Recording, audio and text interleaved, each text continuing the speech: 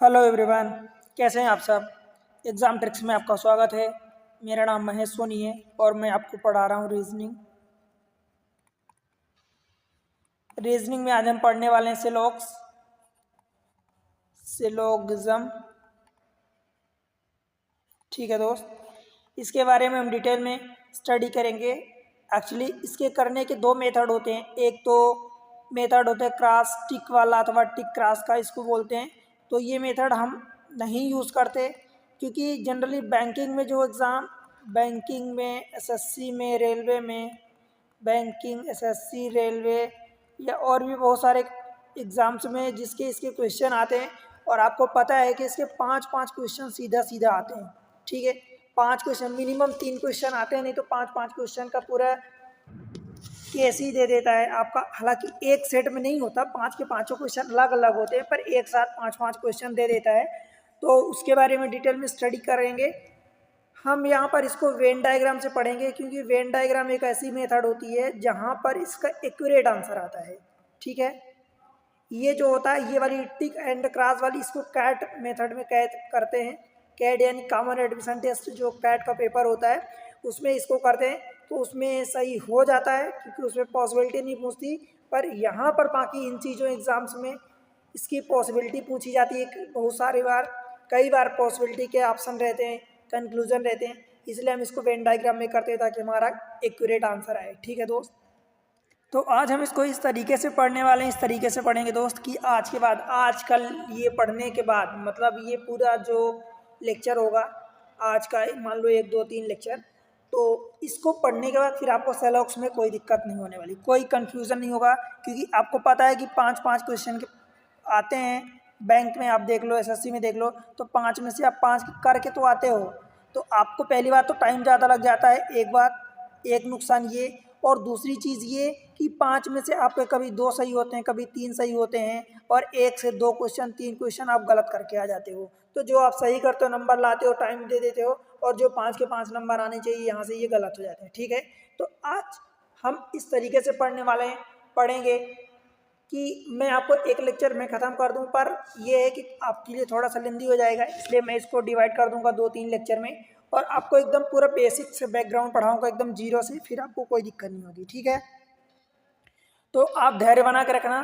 देखो दोस्त, इसके लिए बेसिक कॉन्सेप्ट बहुत ज़रूरी है क्योंकि क्वेश्चन पूरे कॉन्सेप्ट पर बेसिक होते हैं, बेस्ड होते हैं। ठीक है, तो चलो स्टार्ट करते हैं।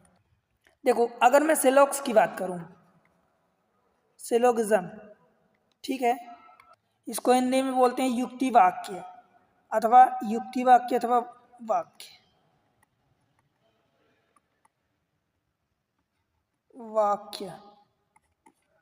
ठीक है दोस्त, देखो, मैं इसके बारे में क्वेश्चन कैसे आते हैं वो जानना आपके लिए ज़्यादा इम्पोर्टेंट है। ठीक है, इसके बारे में मेनली चार पांच चीज़ें होती हैं। जैसे आपने सुना होगा कि एक तो आल का स्टेटमेंट होता है, फिर सम का स्टेटमेंट होता है, ठीक है, फिर सम नॉट का स्टेटमेंट होता है, बताओ दोस्त, एंड नो का स्टेटमेंट होता है। फिर उसके बाद फ्यू अथवा का स्टेटमेंट होता है। ठीक है, ओनली अ फ्यू का स्टेटमेंट होता है, ओनली फ्यू अथवा अ फ्यू, एंड ओनली का स्टेटमेंट होता है। राइट, आपने ये चीज़ें पढ़ी होगी और देखी होगी। ठीक है, तो मैं इसके पहले आपको बताऊं कि ये स्टेटमेंट तो होते हैं, इसमें कोई डाउट नहीं है, परंतु उसके पहले सिलॉक्स, क्योंकि हम सिलॉक्स को डिटेल में पढ़ने वाले हैं, तो सिलॉक्स होते कितने टाइप के हैं ये हमें जानना जरूरी है। देखो दोस्त, 4 टाइप के मेनली सिलॉक्स होते हैं, 4 टाइप सिलॉक्स के, 4 टाइप ऑफ सिलॉक्स। ठीक है, कौन कौन से 4 टाइप होते हैं? देखो, पहला टाइप ये होता है कि डायरेक्ट सिलॉक्स होते हैं।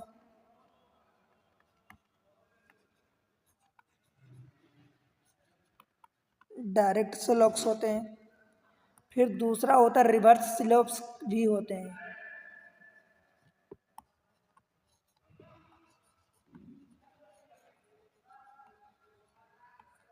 रिवर्स सिलॉक्स होते हैं।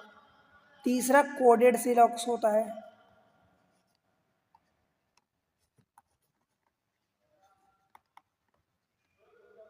कोडेड सिलॉक्स होता है। एंड चौथा एक्स बाई टाइप का सिलॉक्स होता है।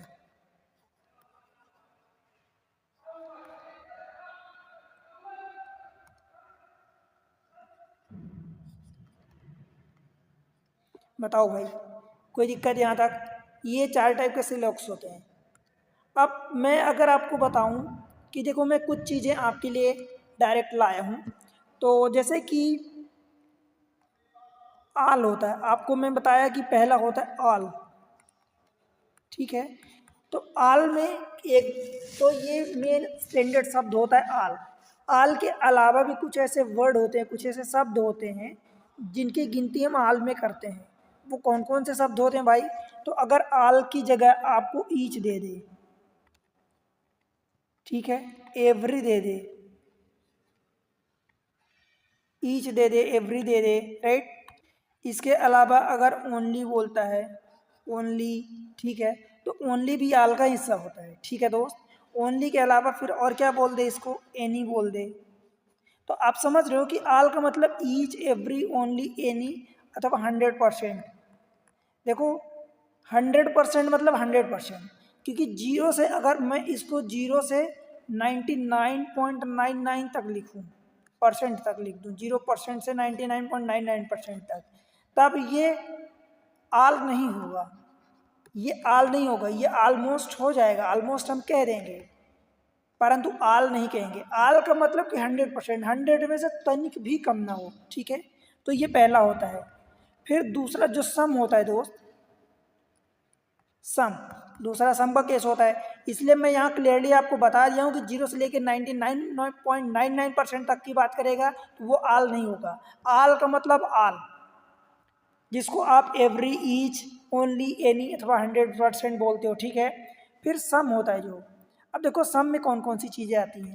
तो सम में आता है जनरली आता है, ठीक है। फिर जनरली के अलावा आप मिनिमम कह सकते हो, मिनिमम हो गया, मैक्सिमम हो गया, सेंचुरी होता है। आप कहोगे सेंचुरी तो मतलब 100 होता है, तो भाई सेंचुरी मतलब 100 होता है, हाँ होता है। जैसे कहते हैं ना सेंचुरी ईयर, लीप ईयर, तो लीप ईयर मतलब सेंचुरी ईयर जैसे उसमें होता है। तो सेंचुरी का मतलब 100 होता है, बट 100% नहीं होता। 100 और 100% में अंतर है भाई, इसलिए ध्यान रखना, ठीक है। सेंचुरी का मतलब 100 होता है, ठीक है, बट 100% नहीं होता, क्योंकि 100 और 100% में अलग, दोनों अलग अलग चीज़ें हैं, ठीक है। इसमें आप ऑलमोस्ट कह दो, ऑलमोस्ट कहोगे इसका मतलब सम में आएगा। ऑलमोस्ट का मतलब देखो मैं यहाँ बता दिया हूँ कि आल और ऑलमोस्ट में अंतर होता है। ऑलमोस्ट का मतलब आप कह सकते हो कि लगभग पूरा का पूरा, लगभग उसमें शब्द रहेगा, मतलब 99.99 तक आप कह सकते हो, परसेंट तक, पर 100% नहीं कह सकते, ठीक है। तो ये चीज़ें हो गई, ऑलमोस्ट हो गया। ऑलमोस्ट के अलावा इसको फ्यू भी कह सकते हो, ठीक है, फ्यू, आप फ्यू कह सकते हो, मैनी कह सकते हो। मैनी भी आता है, तो मैनी आएगा तो आप उसको सम ही ट्रीट करोगे, ठीक है दोस्त। मोस्टली कहोगे,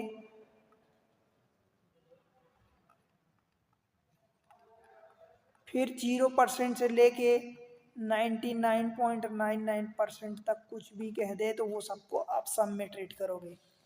बताओ दोस्त, समझ आया क्या? फिर तीसरी चीज़ क्या होती है? तीसरी चीज़ सम नाट होता है,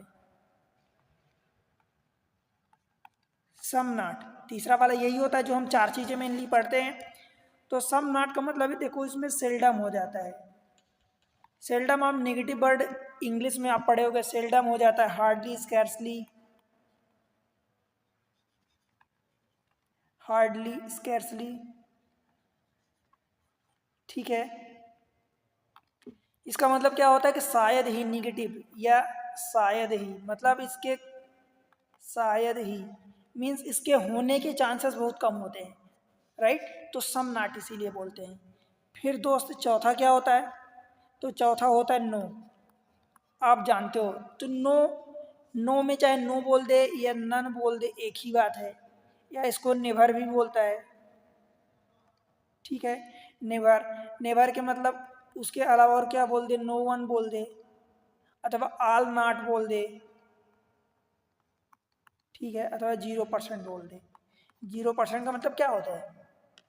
नो ही तो होता है, मतलब कुछ भी नहीं दे रहा, ठीक है। यही तो मतलब हुआ कि 0% मतलब कुछ भी नहीं मिला, ठीक है। तो ये चीज़ें हो गई, आपने इतना जाना, ठीक। कमेंट सेक्शन में आप बताओ कि आपको इतनी बातें समझ में आई जितनी मैं बताया अभी तक, कोई दिक्कत यहाँ तक?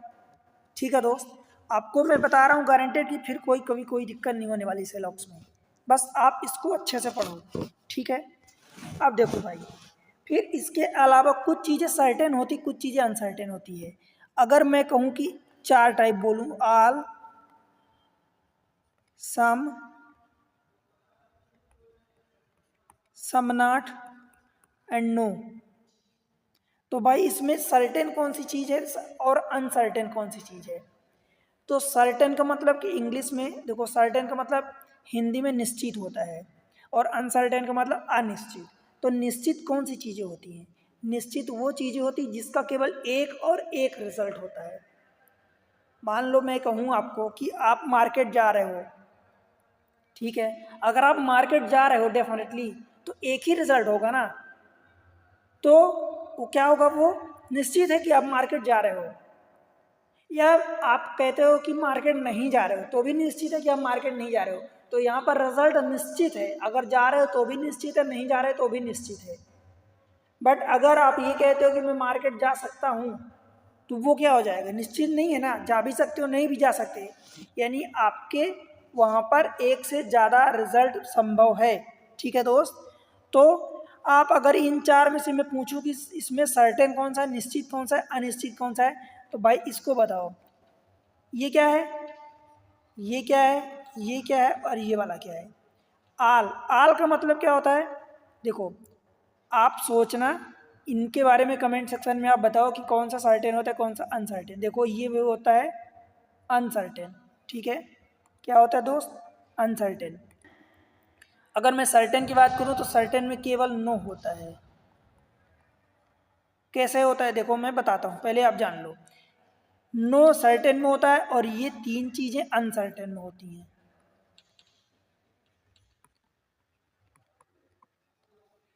इसका मतलब निश्चित होता है, और अनसर्टेन का मतलब अनिश्चित होता है। बताओ भाई, ठीक है, अनिश्चित। क्लियर है? अब आप कहोगे अनिश्चित कैसे होता है भाई? तो जैसे मान लो कि अगर आप आल कहते हो, ठीक है, ध्यान देना, आल अगर आप मान लो कहते हो कि आल, मान लो एक घर से इनविटेशन आया कहीं से आपकी जगह, या आपके घर से, चलो आपको निमंत्रण मिला कि आपको उन्होंने बोल दिया कि सबको आना है, तो सबको मतलब कि अगर आपके घर में 5 हैं तो 5 को जाना है, 4 हैं तो 4 को जाओगे, 3 है तो 3 जाओगे, 2 हैं तो 2 जाओगे, 1 है तो 1 जाओगे। ठीक है, तो यहाँ पर बताओ निश्चित है क्या? 5 भी जा सकते हो, 3 भी जा सकते हो, 2 4 3, या 10 लोग हैं तो 10 लोग जा सकते हो, कोई निश्चित नहीं है। दैट मीन्स आल का जो केस होता है निश्चित नहीं होता कि कितने जाएंगे।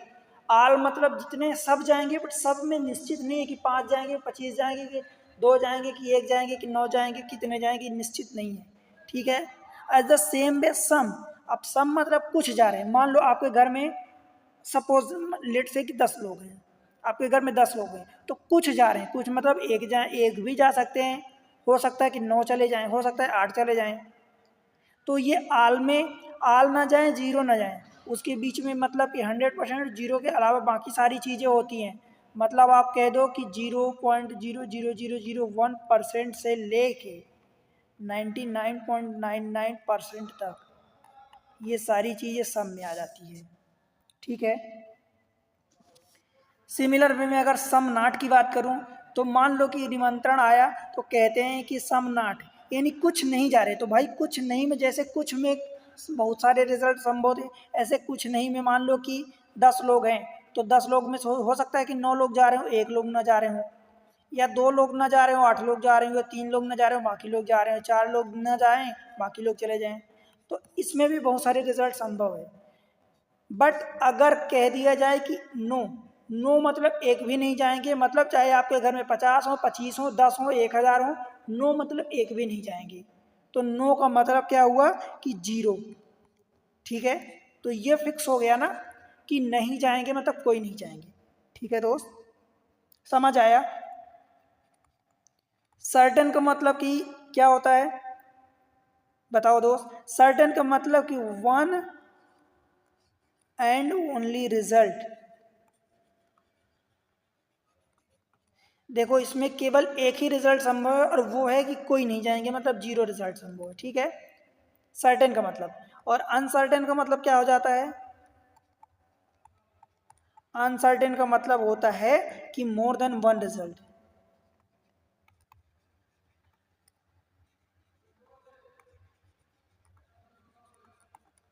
बताओ भाई, मोर देन एक रिजल्ट, एक से ज़्यादा रिजल्ट जहाँ संभव है तो वो चीज़ें अनसर्टेन में आ जाती हैं। क्योंकि नो केवल ऐसा एक केस है जहाँ पर केवल एक ही रिजल्ट संभव है और वो है जीरो, ठीक है। बाकी सारी चीज़ों में रिजल्ट एक से ज़्यादा संभव है, ठीक है दोस्त। इतनी बात बताओ, आपको समझ आई क्या इनकी मीनिंग?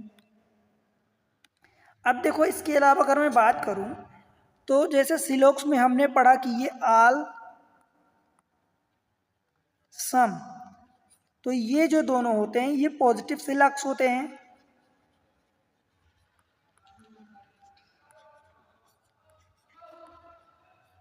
ठीक है।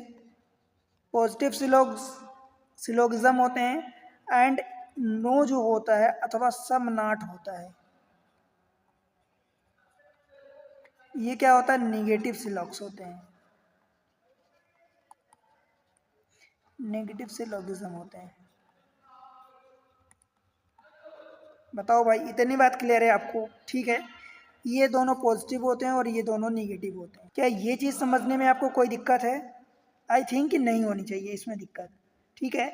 अब चलो हम इनकी जो मीनिंग है कि आल वाला है तो आल में क्या क्या होते हैं चीज़ें।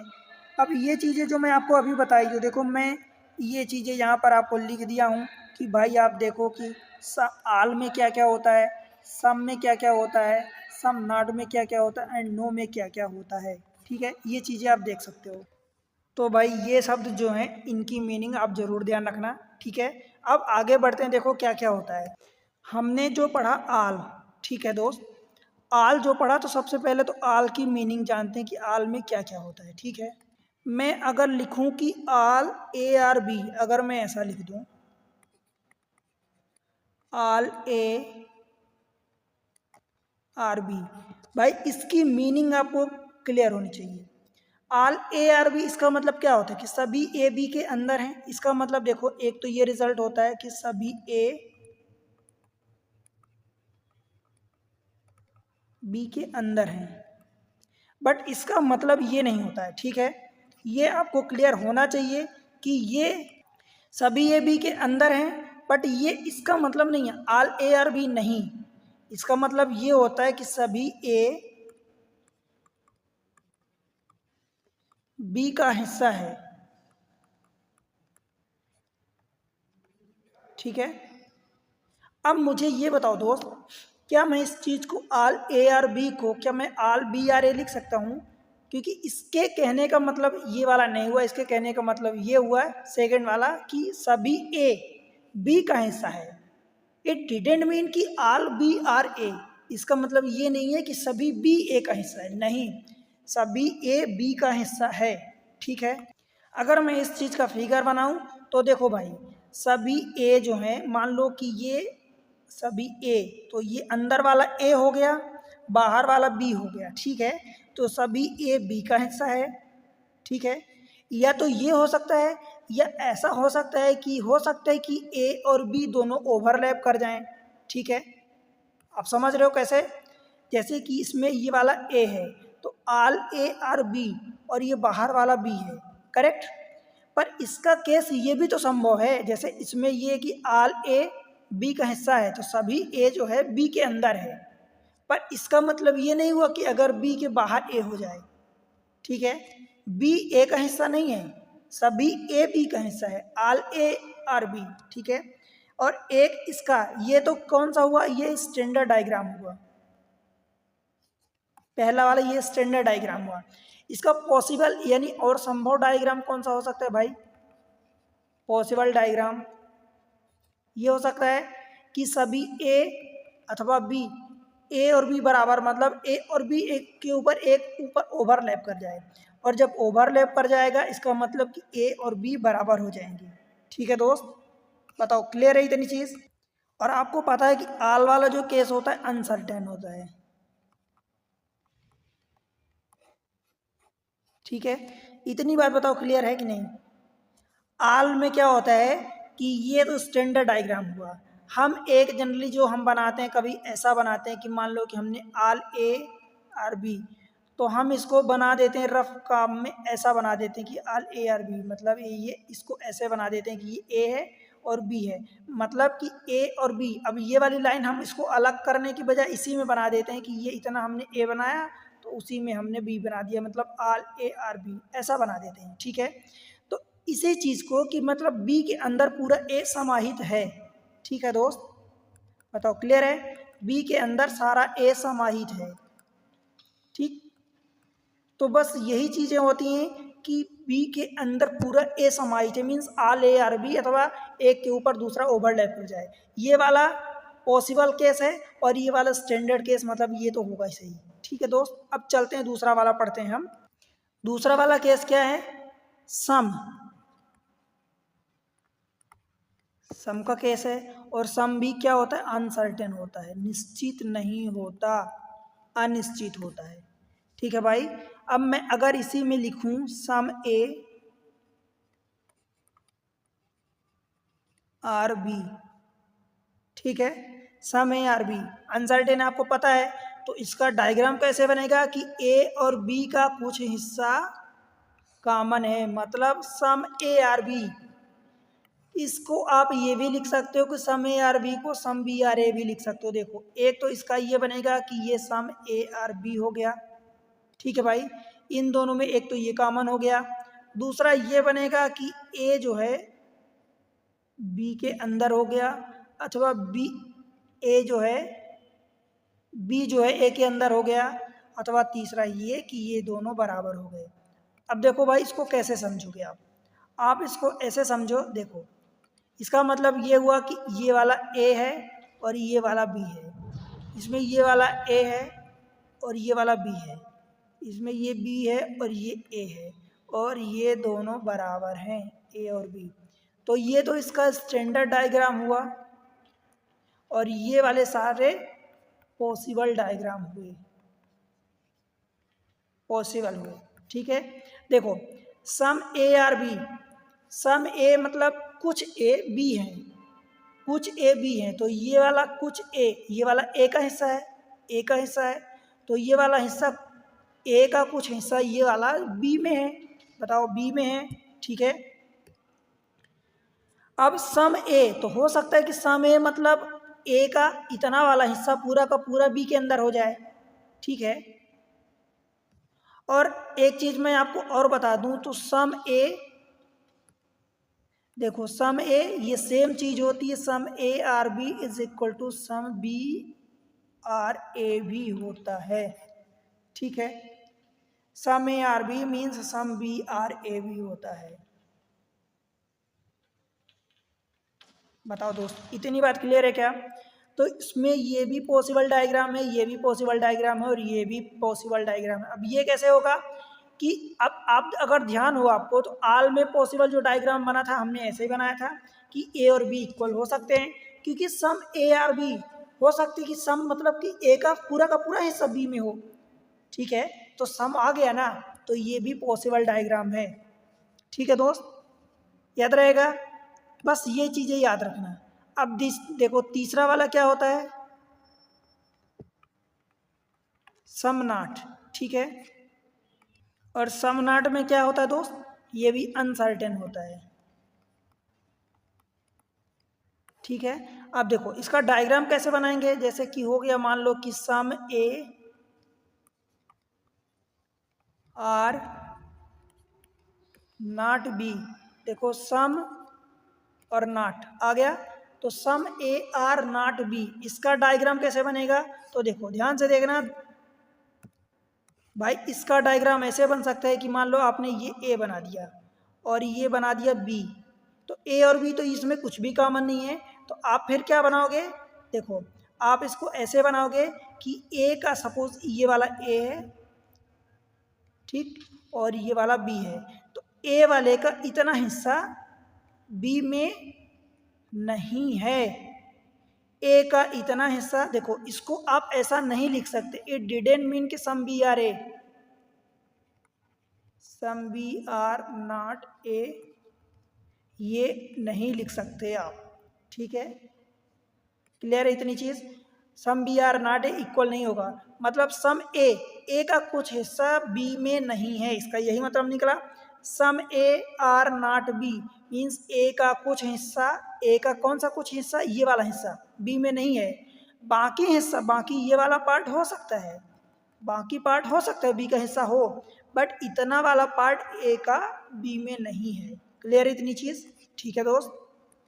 और जो चौथा वाला बचता है नो वाला केस, तो आप जैसे कि नो ए आर बी, तो इसका डायग्राम ऐसे बनता है भाई कि एक दूसरे में कोई, जैसे ये है और ये है, तो ये वाला हटा दो अगर फिगर, तो किसका बन जाएगा, नो का बन जाएगा। जैसे एक ये हो गया एंड एक ये हो गया, ठीक है। तो इन दोनों में कुछ भी कॉमन नहीं है, मतलब ये वाला ए हो गया और ये बी हो गया, बताओ इनमें कुछ भी कॉमन है, नहीं है, तो ये हो जाता है नो ए आर बी। और no A are B is equal to the no B are A, ठीक है। मीन्स नो और सम दोनों, नो ए आर बी लिखो अथवा नो बी आर ए लिखो, ये बराबर होते हैं। As the same way some A are B is equal to, ये equal to some B are A होता है, बट आल में और सम नॉट में इक्वल नहीं होते हैं, इनका मतलब अलग अलग निकलता है। क्लियर है दोस्त, इतनी बात याद रहेगी, ठीक है। अब देखो भाई, मैं आगे आपको कुछ चीज़ें बता रहा हूँ, ठीक है, तो वो चीज़ें आपको एज इट इज़ ध्यान रखनी है। अगर मैं आल की बात करूँ तो देखो आल में क्या क्या होता है, मैं चीज़ें बता दिया हूँ। आल में ऐसा होता है, पहले तो इनकी हिंदी मीनिंग बता दूं कि आल का मतलब सभी होता है। जैसे मैं अगर लिखता हूँ कि आल ए आर बी, इसका मतलब कि सभी ए बी हैं, ठीक है। हिंदी मीडियम वालों बिल्कुल परेशान ना होना, क्योंकि मैं अलग से ये चीज़ें इतना नहीं जोड़ दिया, पर मुझे लगता है कि शायद आप में से कुछ लोगों को दिक्कत हो। तो आल का मतलब कि सभी होता है, इतना आप जानते हो, ठीक है दोस्त। सम, सम का मतलब कुछ होता है, ठीक है। जैसे कि मैं लिखूं कि सम ए आर बी, तो इसका मतलब कि कुछ ए बी हैं, ठीक है। फिर तीसरा सम नॉट, सम नॉट का मतलब कि कुछ नहीं हो जाता है। अगर मैं लिखूं कि some A are not B, इसका मतलब कि कुछ ए बी नहीं है, ठीक है। फिर जो नो होता है, ठीक है, नो का मतलब नहीं हो, नहीं अथवा कोई नहीं, एक्चुअली कोई नहीं होता है नो, ठीक है। जैसे मैं लिखूं कि नो ए आर बी, इसका मतलब होता है कि कोई ए बी नहीं है, ठीक है भाई। तो अब आपको हिंदी इंग्लिश में कोई दिक्कत तो नहीं होगी, इतनी चीज़ें आप ज़रूर क्लियर रखना, ठीक। क्योंकि नॉट मतलब नहीं होता है और नो मतलब कोई नहीं, ठीक है। चलो आगे चलते हैं। अब हम देखो आल के बारे में पढ़ रहे थे, तो सबसे पहले तो मैं कुछ चीज़ें बता देता हूँ आल का मतलब सभी, जो आपको क्वेश्चन सॉल्व करते टाइम बहुत काम आएगी। देखो भाई, एक चीज़ होती है कि डेफिनेटली रॉन्ग होता है, डेफिनेटली रॉन्ग अथवा डेफिनेटली सही, मतलब पक्के में पूरी तरह से हम कह सकते हैं कि ये सही है, और पक्के में कह सकते हैं कि ये गलत है, ठीक। और एक चीज़ ये होती है कि वो सही भी हो सकता है, गलत भी हो सकता है, मतलब वो चीज़ संशय में है, वो चीज़ अनसर्टेन है, ठीक है। वो चीज़ निश्चित नहीं है, तो सही भी हो सकती है, गलत भी हो सकती है। मतलब जिसके एक से ज़्यादा रिजल्ट संभव होंगे, तो उसको हम क्या करेंगे, गलत करेंगे, ठीक है। उसको हम क्या करेंगे, गलत करेंगे, ठीक है भाई। तो इसमें क्या ध्यान रखना कि when any conclusion contradict any statement, जब कोई कंक्लूजन, जैसे क्वेश्चन में आपको क्या दिया रहेगा, स्टेटमेंट दिया रहेगा, ठीक है, और फिर आपको कंक्लूजन दिया रहेगा। तो अगर कोई कंक्लूजन, मान लो ये कंक्लूजन दिया है, ठीक है, अगर कोई कंक्लूजन स्टेटमेंट को कंट्राडिक्ट कर रहा है, मतलब उसके एकदम अपोजिट जा रहा है, तो वो स्टेटमेंट डेफिनेटली रॉन्ग होगा।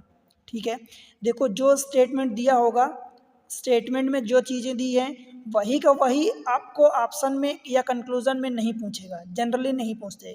अगर वही का वही चीज़ें पूछता है तब तो वो डेफिनेटली सही होगा। ठीक, वही की वही चीज़ें अगर कंक्लूजन में दे दिया तो वो डेफिनेटली भी सही होगा। और अगर मान लो जो स्टेटमेंट में दिया है और कंक्लूजन में उसके एकदम कंट्राडिक्ट अपोजिट बात कर रहा, तो वो डेफिनेटली रॉन्ग हो जाएगा। बताओ भाई, डेफिनेटली रॉन्ग हो जाएगा। ठीक, पर इसके अलावा अगर कोई कंक्लूजन कोई डेफिनेट रिजल्ट नहीं देता या कोई डेफिनेट स्टेटमेंट नहीं देता है, आप समझ रहे हो, जैसे मान लो कि स्टेटमेंट में जो भी दिया है अगर कोई कंक्लूजन उसका डेफिनेट स्टेटमेंट नहीं देता है, तब वो क्या होगा, कांट से होगा। मतलब आप क्लियरली कुछ भी नहीं कह सकते, और कांट से में जो भी स्टेटमेंट कांट से होगा, ठीक है, आई एम सॉरी, जो भी स्टेटमेंट कांट से होगा यानी आप उसको क्लियरली नहीं कह सकते कि ये सही है कि गलत है, तो उसको आप हमेशा रॉन्ग करोगे जब तक कि उसमें पॉसिबिलिटी ना बोली हो कि ये स्टेटमेंट संभव है। अगर ये स्टेटमेंट पॉसिबल है तो अगर आप कांट से में कहते हो तो हाँ पॉसिबल है ना कि हो जाएगा। कांट से में अगर कहते हो कि हम क्लियर नहीं कह सकते, इसका मतलब संभव भी हो भी सकता है और नहीं भी हो सकता है। तो अगर आपसे पूछता है कि संभव है स्टेटमेंट, ऐसा पॉसिबल केस पूछता है, तब आप ये उसको कहोगे हाँ संभव है। पर अगर पॉसिबिलिटी नहीं पूछता तब उसको हमेशा आप गलत करोगे, गलत मानोगे, भले वो संभव है। संभव है तो संभव यस के लिए, अगर संभव है तो नो के लिए भी तो संभव है, तो अब आप उसको गलत ही मान के आओगे। ठीक है दोस्त, अब चलो क्वेश्चन पर चलते हैं, देखते हैं। देखो ये आल का केस है, आल का केस है, ठीक है, इसके स्टेटमेंट देखो आप, ये स्टेटमेंट दिया है भाई, इसका स्टेटमेंट पढ़ो, all A are B, all B are S, all S are R. अब इसका आप डायग्राम कैसे बनाओगे?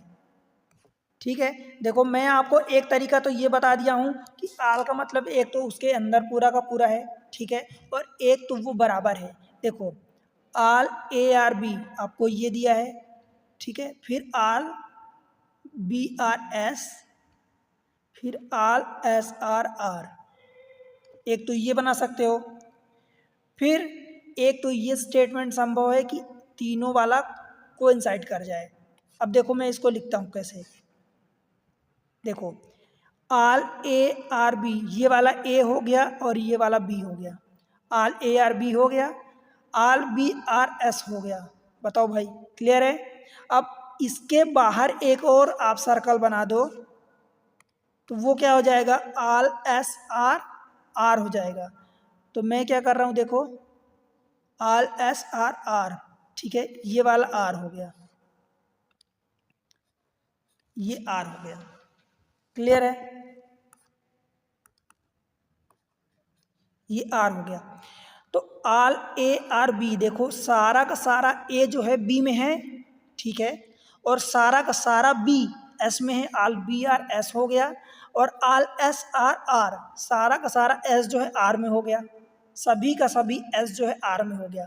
एक तो ये केस संभव है, और दूसरा केस ये कि जैसा कि पॉसिबल केस है कि आल ए आर बी मीन्स हो सकता है कि ए और बी कोइंसाइड कर जाए, तो मतलब दोनों एक ही में हो जाए, तो आल ए आर बी यानी ए और बी बराबर हो जाए, और सिमिलर वे में बी और एस बराबर हो जाए, और एस और आर बराबर हो जाए। तो एक केस ये संभव है कि तीनों ये सभी के सभी बराबर हैं, तो आप इसको कह सकते हो कि आल ए आर बी भी है, आल बी आर एस भी है, और आल एस आर आर भी है। ठीक है, बताओ भाई क्लियर है इतनी चीज़? अब देखो इसका स्टेटमेंट हम पढ़ते हैं और कैसे करेंगे क्वेश्चन, इसको कैसे करोगे। अब कंक्लूजन देखो इसका आप, अब देखो इसका स्टेटमेंट पढ़ते हैं भाई। स्टेटमेंट में आपको बताया हूँ कि स्टेटमेंट ऐसा होता है, एक तो क्लियरली हम कह सकते हैं कि ये डेफिनेटली रॉन्ग होगा अथवा डेफिनेटली करेक्ट होगा, और ये कि ये चीज़ होती है कि कांट से यानी हो भी सकता है नहीं भी हो सकता, तो उसको हम गलत मानेंगे जब तक कि उसमें ऑप्शन में पॉसिबिलिटी का केस नहीं होगा। देखो पहला स्टेटमेंट बोलता है कि some A are B, some A are B, A का कुछ हिस्सा बी में है, तो ए का कुछ हिस्सा क्या पूरा का पूरा हिस्सा बी में है। अगर आप इस केस के लेते हो बराबर वाला, तो सम ए आर बी डेफिनेटली है, तो ये वाला करेक्ट हो जाएगा पहला। ठीक है दोस्त, सम ए आर बी है, बताओ पूरा का पूरा है, क्लियर है, तो ये करेक्ट हो गया। दूसरा statement all A are S, all A जो है वो एस के अंदर है, बताओ भाई एस के अंदर ऑल ए है, all A are S A, तो ये कैसे हो गया। अथवा अगर इसको आप लेते हो तो ऑल ए आर एस ये भी है, तो ये भी डेफिनेटली करेक्ट हो गया, बताओ भाई, ठीक है। तीसरा स्टेटमेंट पढ़ो, सम आर एस, आर का कुछ हिस्सा एस है, अगर आप इस वाले को लेते हो तो आर का कुछ हिस्सा यानी इतना अंदर वाला हिस्सा एस में है, तो ये करेक्ट है। और अगर आप इस केस को लेते हो तो ऑल आर एस हो जाएगा, तो सम आर एस हो जाएगा, मतलब आर का हिस्सा एस में है, कुछ न कुछ तो है ना, ठीक। और इसमें भी आर का ये अंदर वाला हिस्सा एस में है, तो ये भी करेक्ट हो जाएगा, ठीक है दोस्त। आगे बढ़े, अब देखो ऑल आर एस, आल का देखो आर का पूरा सभी आर यानी आर का सभी वाला हिस्सा एस में है क्या, तो भाई अगर ये वाला केस लेते हो, ये केस लेते हो तो पूरा का पूरा आर एस में है, हाँ करेक्ट है। बट ये केस अगर आप लेते हो तो आर का ये बाहर वाला हिस्सा बताओ एस में है क्या, नहीं है, ये बाहर वाला हिस्सा एस में नहीं, क्योंकि एस तो ये अंदर वाला हिस्सा है, ये वाला, आप समझ रहे हो, ठीक है दोस्त। तो ये वाला हिस्सा नहीं है, तो इसलिए ये वाला हम इसको कांट से मतलब ये, और इसको हम हमेशा रंग मानते हैं, मतलब ये, क्योंकि हम इसके बारे में क्लियर नहीं कह सकते, क्योंकि आर का ये वाला बाहर वाला हिस्सा नहीं है, इसमें है। तो ये वाला एक केस तो है कि एक केस में ऐसा आ रहा है और एक केस में नो आ रहा है, तो जब भी ऐसा आएगा कि एक से ज़्यादा रिजल्ट संभव है तो हम उसको गलत मानेंगे, क्योंकि कांट से है, तो कांट से मतलब इसमें इसको हम गलत मानेंगे, बताओ भाई, क्लियर है। अब अगला देखते हैं, some B are not R, B का कुछ हिस्सा आर नहीं है, भाई बी का अगर इसमें मानते हो तो बी का बी पूरा का पूरा बी पूरे आर में है, और अगर इस वाले को मानते हो तो बी का ये वाला हिस्सा पूरा का पूरा बी आर में है, तो ये तो गलत हो गया ना पूरी तरह से। इसमें देखो, इसमें भी है, इसमें पूरा का पूरा बी है, तो इसमें भी इसके अनुसार गलत हो रहा है, और इसके अनुसार some B are not R, भाई बी का कौन सा हिस्सा आर में नहीं, बी का तो पूरा हिस्सा आर में है, इसमें भी बी को पूरा हिस्सा आर में है, तो ये वाला क्या हो गया, ये डेफिनेटली गलत हो गया, डेफिनेटली रॉन्ग हो गया।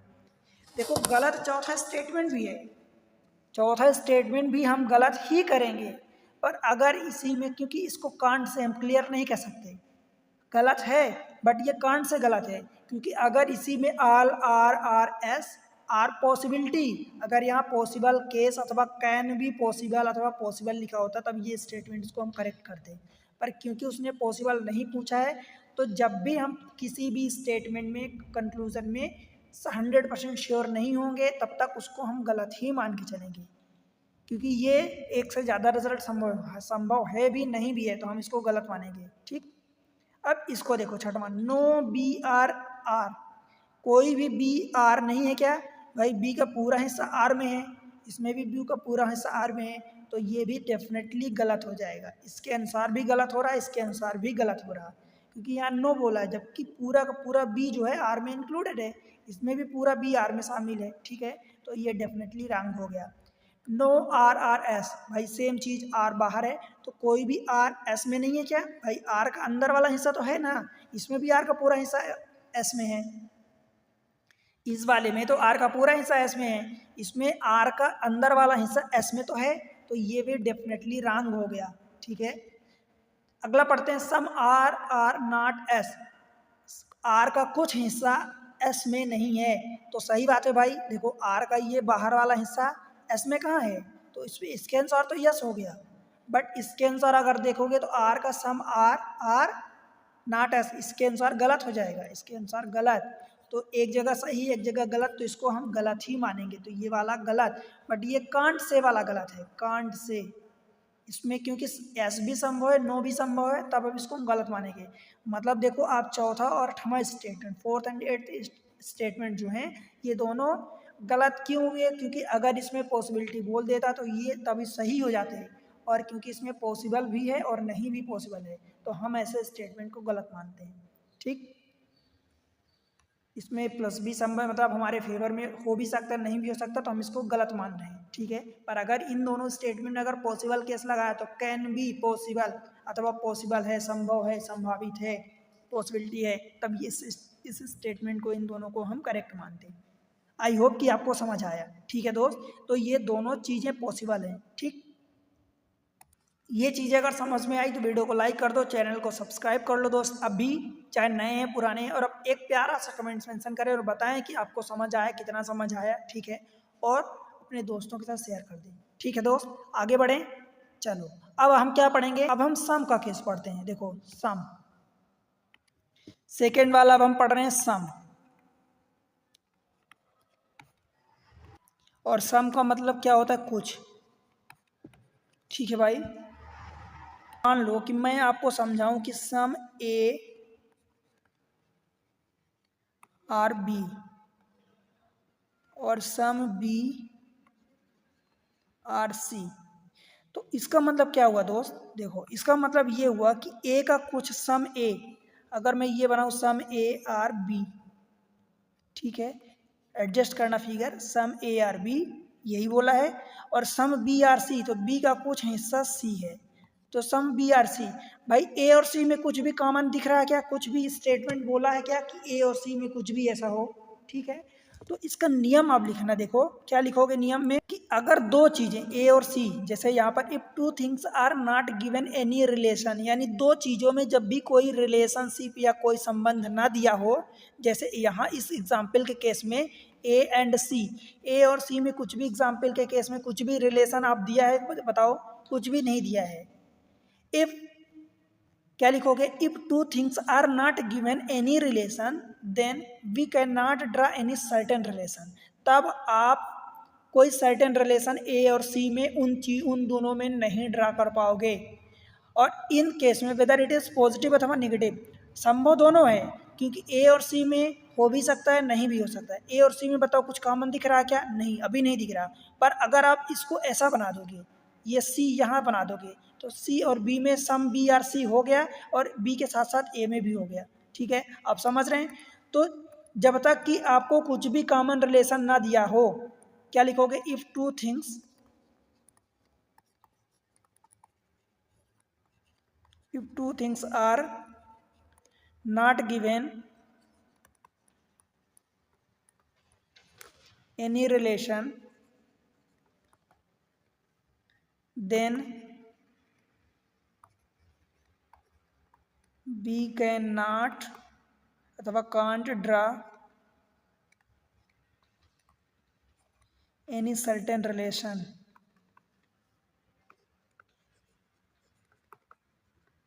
We can not draw any certain relation, तब हम कोई सर्टेन रिलेशन नहीं ड्रा कर सकते। We can not draw any certain relation whether it is positive और नेगेटिव, वेदर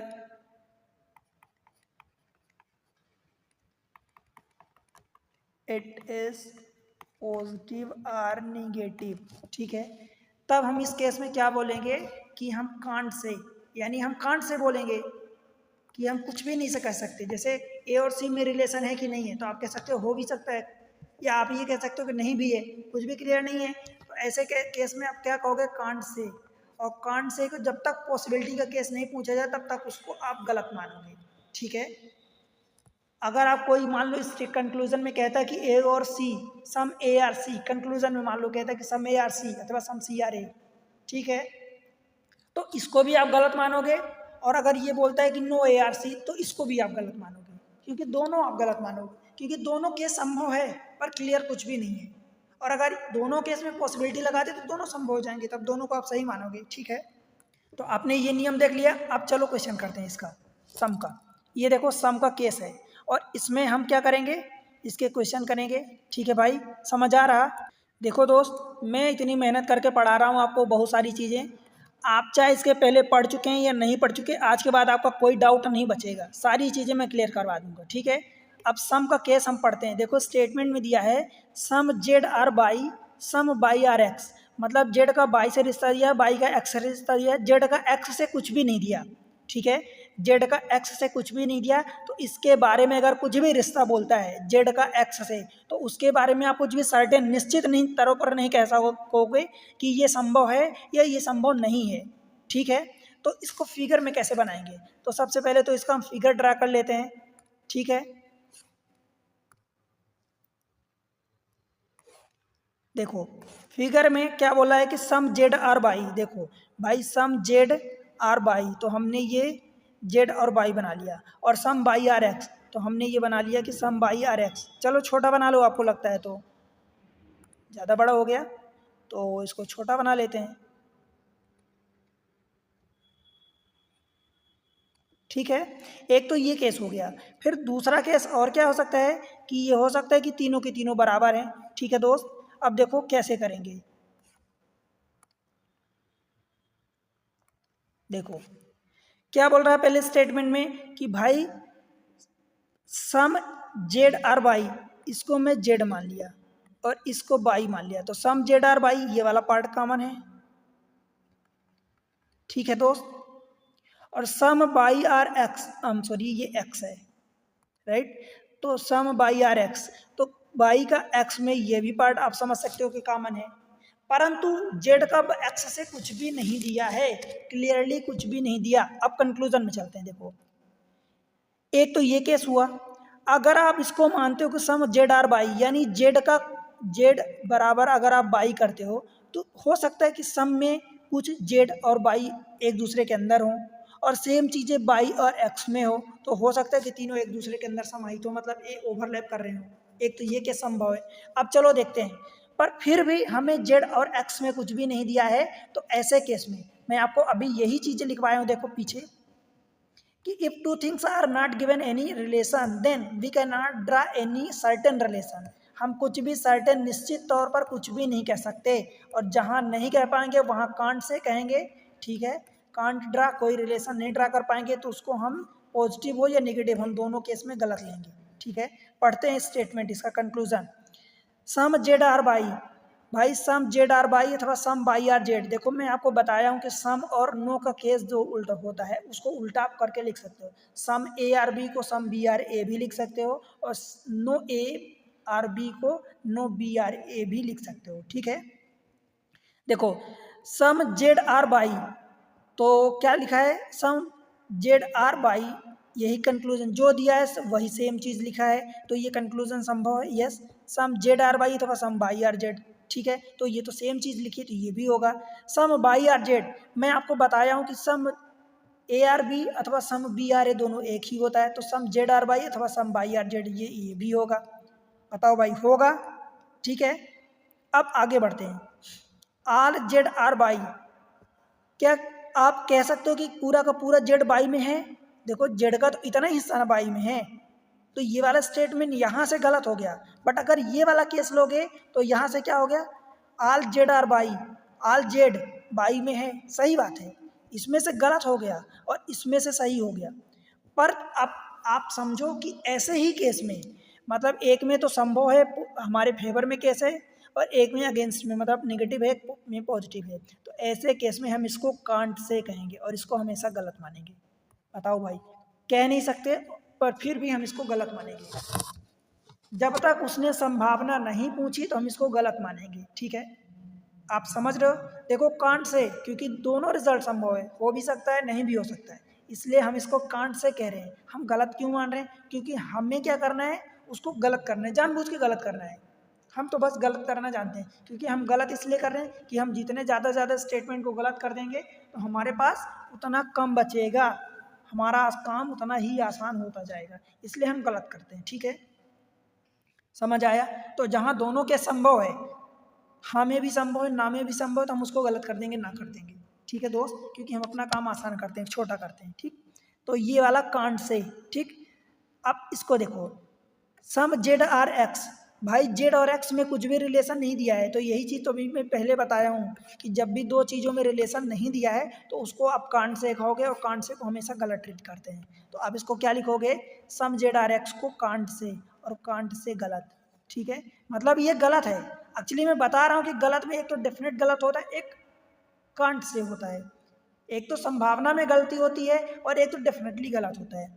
तो ये चीज़ें संभावना में गलती है। ठीक है, गलत तो है, देखो हम स्टेटमेंट को गलत ही करेंगे, हमारा आंसर ये सही है, ये सही है, ये गलत है, ये गलत है। ठीक है, ये तो गलत है, पर गलत में भी ये संभावना गलत है। ठीक है, कांट से गलत है। ठीक, आल जेड आर एक्स, अब देखो सेम चीज़ है, जेड और एक्स में रिलेशन दिया है क्या, नहीं दिया है, तो ये भी गलत होगा, पर ये कांट से का गलत। ठीक है, बताओ भाई, समझ आया। ठीक है, अब देखो क्या बोल रहा है, इसको देखो, चलो आल जेड आर एक्स को देखते हैं। आल जेड आर एक्स, भाई देखो आल जेड आर एक्स, अभी हमने क्या किया, सम जेड आर एक्स, कोई रिश्ता दिया था क्या, नहीं। अच्छा ये भी हो गया, आल जेड आर एक्स हो गया, ठीक है। अब some Z are not Y, Z का कुछ हिस्सा बाई में नहीं है। क्या आप कह सकते हो कि ये वाला हिस्सा नहीं है? क्लियरली देखो, जेड का इतना हिस्सा तो आपने कॉमन ले लिया इस केस में, तो मतलब इतना हिस्सा नहीं है कॉमन, परंतु यहाँ पर क्या बोले, सम जेड आर नॉट बाई, भाई ये कह रहा है कि जेड का कुछ हिस्सा बाई में नहीं है, तो यहाँ केस में तो सही में नहीं है, इस केस में तो आप सही कर पाओगे, परंतु इस केस में बताओ कौन सा जेड का हिस्सा बाई में नहीं है, तो है ना, जेड का पूरा हिस्सा बाई में है, तो इस केस में आप गलत कह पाओगे स्टेटमेंट को। तो मतलब एक में सही है, एक में गलत है, मतलब एक में संभव है, एक में नहीं संभव है, तो इसको आप कह नहीं सकते क्लियरली, और इसको आप गलत करोगे, मतलब ये स्टेटमेंट गलत, ठीक। क्लियरली नहीं कह सकते, मतलब कांड से कराएंगे, ठीक। अब देखो नो जेड आर बाई, भाई बाई और जेड में नो जेड आर बाई, भाई ऐसा कैसे हो सकता है, जेड का कुछ भी बाई में नहीं है, भाई इतना तो है ना, इसने इतना तो स्टेटमेंट में ही बोला है कि कोई भी Z, some Z are Y, Z का कुछ हिस्सा बाई में है, और यहाँ बोल रहा है कि नो जेड आर बाई, मतलब कोई भी जेड बाई नहीं है, तो गलत में बोल रहा है दोस्त, तो ये क्या होगा, ये डेफिनेटली गलत होगा, ठीक है।